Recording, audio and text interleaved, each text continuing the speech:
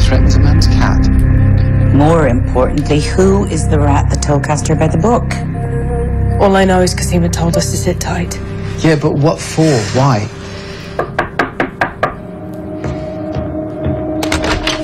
Hey, Painmaker.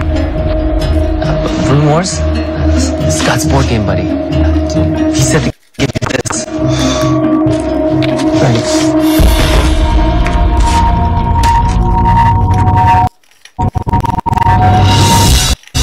Of course we need a copy, we're not complete idiots. Cosima, you sure you want to go through with this?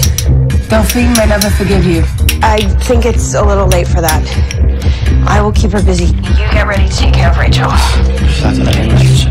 Sarah, you said you wanted to move forward, right? Well, if this book identifies the rest of Duncan's synthetic sequences, then we hold the key to my cure, to cloning humans.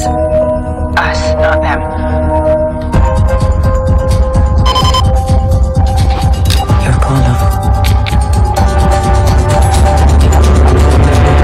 You showed her one page of the book, which mentions Castor. And then all of a sudden, Rudy shows up. You tipped them off, didn't you? How? She doesn't even have the internet. You have nothing to lose. You'd sell your sisters off to Castor out of spite. I should have let you die.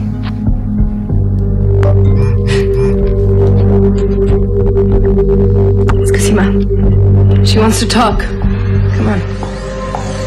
A regular, Scott? It's therapy? Just 1 hour, and I want you back in the lab.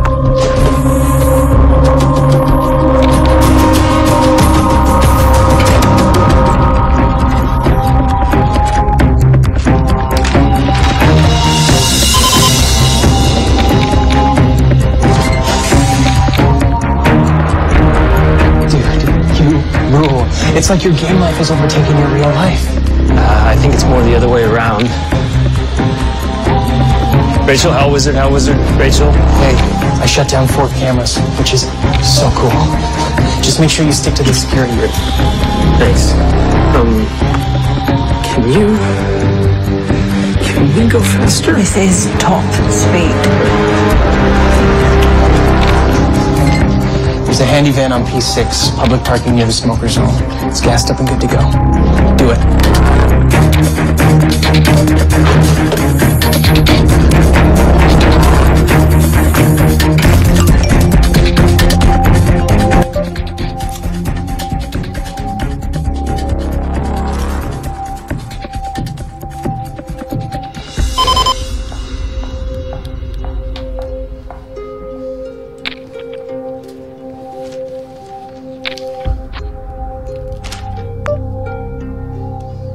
Resigning? Effective immediately. Allison. Donnie. Hey, Allison texted me to meet her here. Yeah. That was me. I get it. No, you don't. Because you thought my wife would skip out and meet you in the stockroom. Just like old times. These aren't old times. These are my times. Your times? You mean Donnie takes her last name times? I got the ring, Kellerman. I don't care what you got. You work for me now, you understand? If I want your wife, I'll just take her. Did you just girl slap? You want to slap? You want to slap fight? Huh? How's that, slap? How's that, slapper? Like that, you boat shoots? You know where it is? I may be a bitch, but I'm Allison's bitch. And you're just a stupid dropout.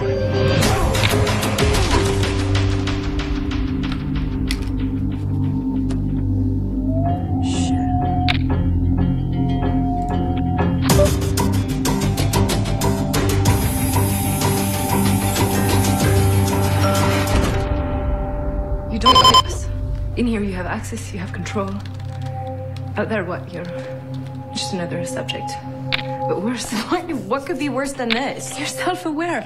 Any person, any face, any love, anyone could be a spy. Is that a threat?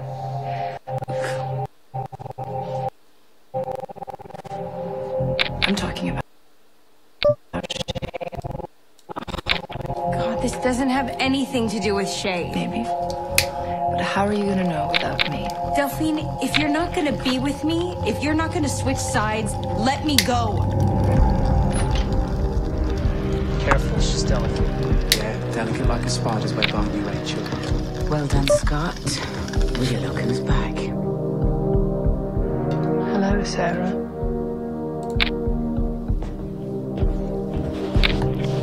Crystal Goderich. Nice girl. Worth 10 of you. Yeah. So you better make this worth it, Rachel.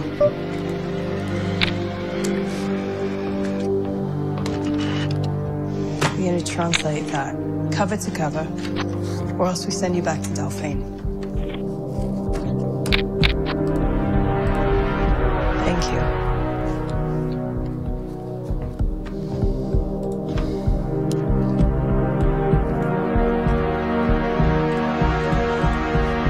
The day you left for Frankfurt, I almost died. Some kind of near-death experience. And it was so easy, I could have just slipped away. Then I had a vision of you. I came back for you. Why didn't you tell me? Because you don't believe stuff like that. Because we had to move on. Come here. Come here.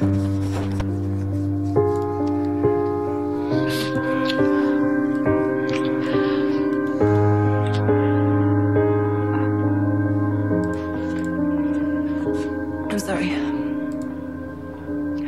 You should have trusted me. In London town, we all fell down and cast awoke from slumber. Find the first, the beast, the cursed. The original has a number. The original? What's that? The Costa original? Maybe. H46239. What's that?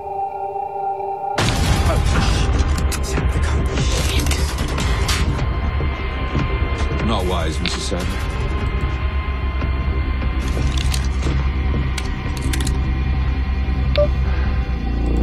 It's quite the sight you two make.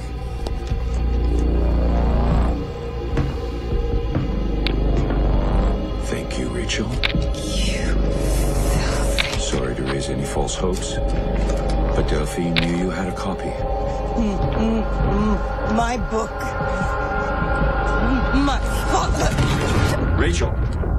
She's having some sort of seizure. Call a medical team.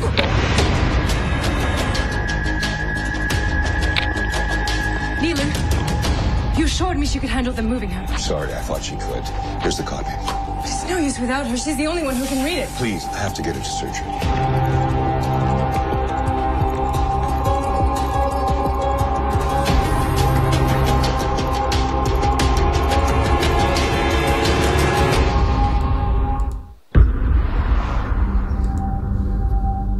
Should have made 2 copies. Yeah, amateur hour. Delphine was on to us the whole time.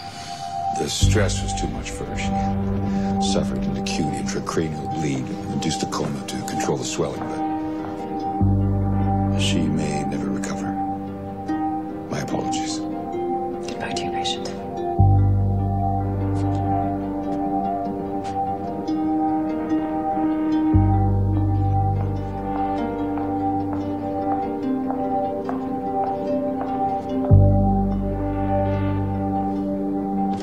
Couldn't give you the book because if Topside had got a hold of it, Scott lost the book because someone close to you tipped Castor off. It would have been safer with me. Where's the copy? Secure and absolutely useless. You just cost us the one person who could translate it. Your resignation is accepted. And so is yours. But I did. You might need this when you're out in the cold.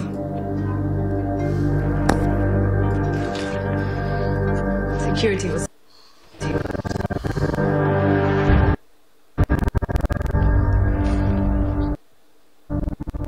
In London town, we all fell down and Castor woke from slumber. Well, it's not quite Chaucer, is it?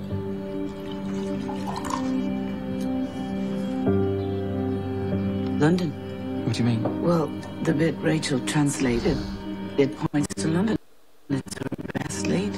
It's her only lead. To the Castor original. well, if they find him, then they'll never stop. We need to get to him first. Bloody hell. We're going home.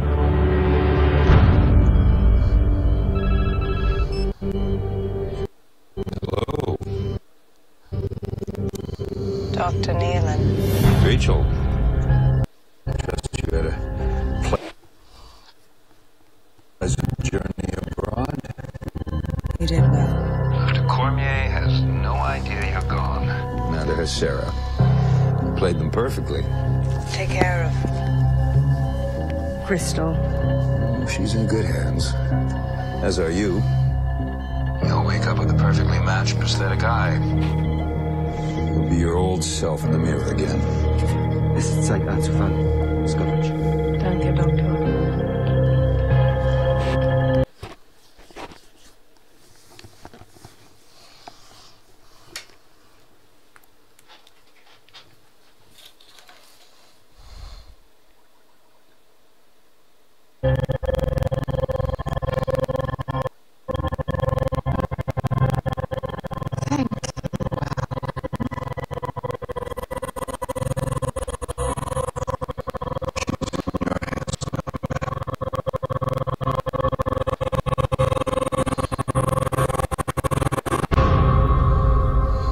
When we find the Castor original, there's only one way this can go. I'm gonna kill him. Are we gonna get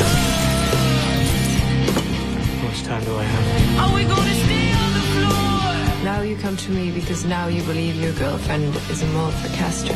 Then ask them. Are we gonna stay on the floor? Well, you know, what did you do? The stakes keep getting higher and higher. Hey, did you see that look ahead to next week? Oh, man. That ending with the Helena, what did you do? Oh. There's so much. Okay, stay with us for Interspace After the Black, the official Orphan Black After Show. Tonight, we've got an awesome guest, the board game loving mad scientist Scott, or as we call him, Josh Vokey. There he is. Hey, guys. We'll also have some set secrets and an exclusive scene from next week's episode, and later we'll have information about how you can win clothing inspired by Allison in this week's giveaway. It's a big show, and it all starts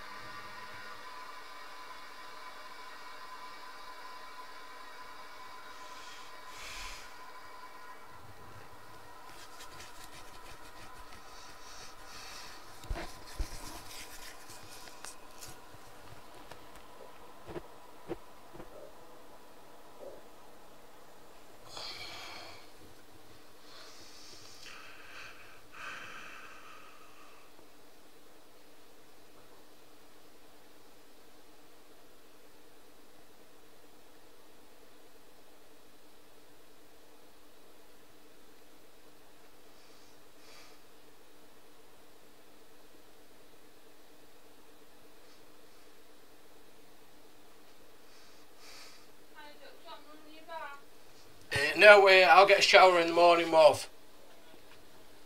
Alright.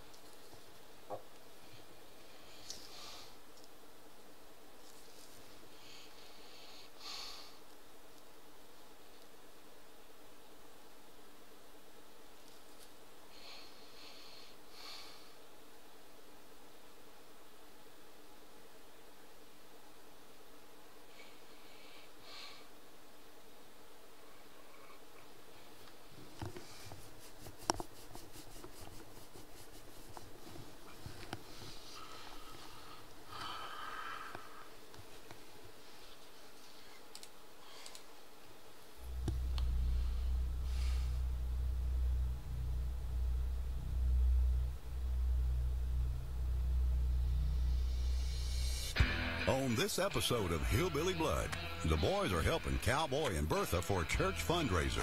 First, they get more than they bargained for, finding wood for Cowboy to make walking sticks with. Whoa, whoa, whoa. Snake. To get the sticks to dry fast, the boys build a solar kiln and a giant magnifying lens. If this thing works, it's going to be really powerful. And if that ain't enough, Bertha's got troubles of her own when Cowboy brings home way too many chickens for the fundraiser. What in the world do you mean by bringing all these chickens? The boys scramble to save the day by trying to make a supersized rotisserie. I don't know what a rotisserie is, but it sounds important. Here in Cold Mountain, North Carolina, the living is tough. Folks live off the land just like their parents, grandparents, and great-grandparents before them, getting by with little and making do with less. There's nobody better than Eugene Runckus, who's got hillbilly invention running through his veins, and his mountain brother, Spencer Two Dogs Bulljack, who's unlocked the secrets at the heart of these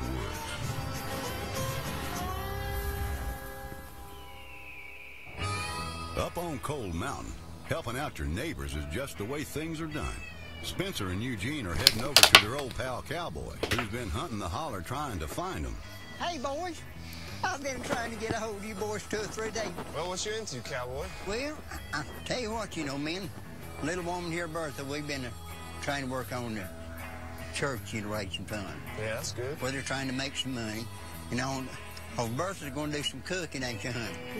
Yeah, she's going to do some cooking. She's going to make some chicken pot.